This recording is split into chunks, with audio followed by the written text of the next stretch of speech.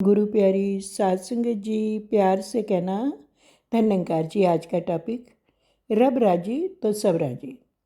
सात संगत जी, एक कहावत भी आती है रहीमदास जी की कि एक ही साधे सब सधे, सब साधे सब जाए, रही मन सींचो मूल को, फूले फले अघाए। बहुत सुंदर एग्जाम्पल पेड़ का दिया उन्होंने कि पेड़ की हम शाखाओं पर, टहनियों पर, पत्तियों पर, तने पर, फल फूल पर अलग अलग से पानी नहीं देते हैं, केवल जड़ में पानी दे देते हैं और वो मूल है उसका। और जब मूल में पानी पहुंचता है तो सारे पेड़ में ऊपर तक जाकर पहुंच जाता है।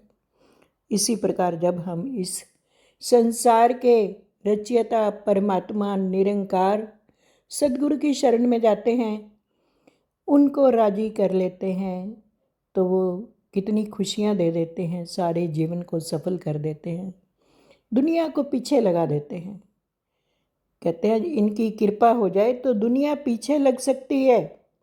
सारी दुनिया की दौलतें अपने चरणों में आ जाती हैं जब हम इस परमात्मा को, गुरु को, रब को राज़ी कर लेते हैं। रब की रज़ा में जीना आ जाए तो जीवन जीने का मज़ा आ जाए।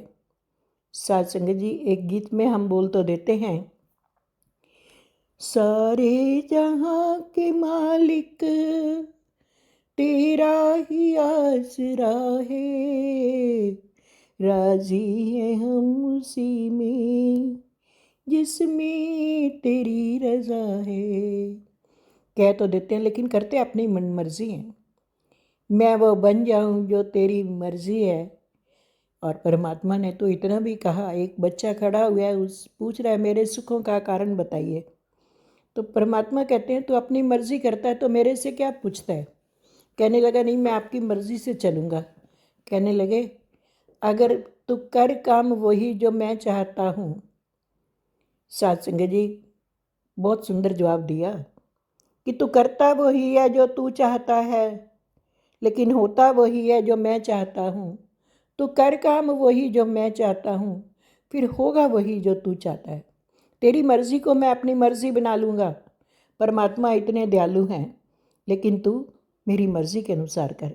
लेकिन हम अपने मन मत पर चलते हैं, गुरुमत के ट्रैक को छोड़ देते हैं, हम डीरेल हो जाते हैं।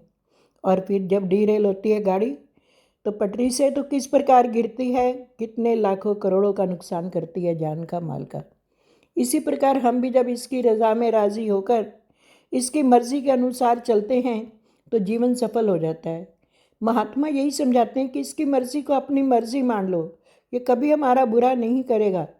साथ संगत, एक महात्मा खड़े हुए हैं, बाज़ार में रो रहे हैं। पास खड़े व्यक्ति ने पूछा, महात्मा जी आप रो क्यों रहे हो, आपको कुछ चाहिए? मैं आपको दिला देता हूँ, भूख लगी है, प्यास लगी है, कपड़े चाहिए, जो भी चाहिए मैं आपको चलो ले देता हूँ। कहने लगा नहीं नहीं, मुझे ये सब कुछ नहीं चाहिए, मुझे कृपा है मालिक की।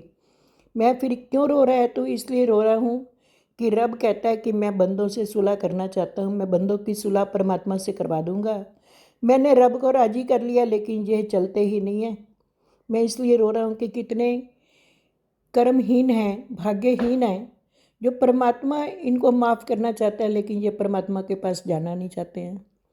साथ संगत, महात्मा चल पड़ा कि ये तो मेरे बस में भी नहीं है। आगे थोड़े दिनों बाद फिर वही महात्मा शमशान घाट के बाहर रो रहे थे। कहने लगे महात्मा जी आज क्यों रो रहे हो, कोई गुजर गया, क्या हुआ?